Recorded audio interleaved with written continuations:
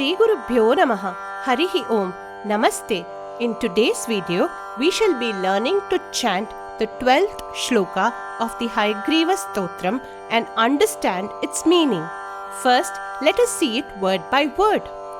Avyakritat Vyakritavan Asi Tvam Namani Rupani Cha Yani Purvam Shansanti Tesham Charamam Pratishtham Vagishwara Tvam Tvat Upagyavachaha Avyakritat Vyakritavaanasi Tvam Avyakritat Vyakritavaanasi Tvam Namani Rupani Cha Yani Purvam Namani Rupani Cha Yani Purvam Shansanti Tesham Charamam Pratishtham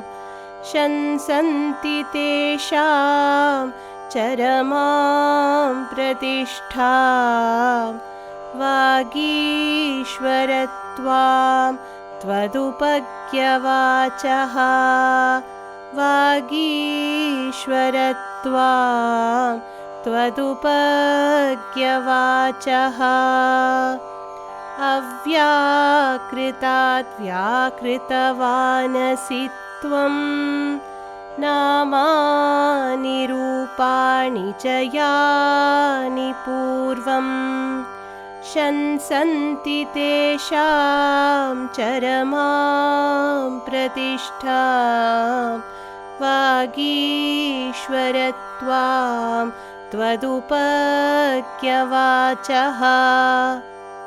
Now, let us see the meaning of this shloka. Swami Vedanta Deshikar addresses Swami Hayagriva as Vagishwara, the Lord of Speech. Tvam Purvam Avyakritat Vyakritavan Asi. Tvam, you, Purvam, long ago, before creation. Avyakritat, from a shapeless, nameless mass known as Moola Prakriti. Vyakritavan Asi, from this Prakriti you created Mahat, Ahankara, Karmendriyas, Jnanendriyas, Manaha, the Panchamahabhutas and the Tanmatras. We have seen these in the Vidyamritam video on the 25 Tattvas.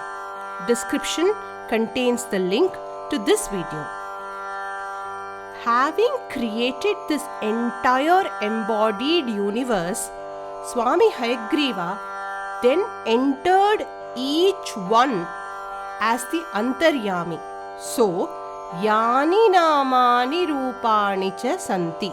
All the names and forms that are there in this universe, Tesham, for them, Charamam Pratishtham Tvam. You are the primary source and the ultimate goal of every being in the world. The Vedas that originated from you salute you thus adoringly. Further, Tvat Upagyavachaha Shansanti. The great ones who have been specially blessed by you with Vakshakti. Vakshakti is Brahmagyana and the correct kind of speech.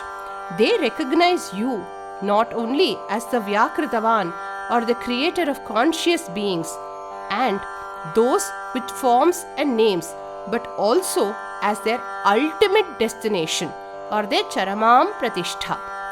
Thus, in this shloka, Swami Hayagriva is extolled as the creator, indweller, preserver, and the final destination for all the beings in creation. Shri Hayagrivam Upasmahe.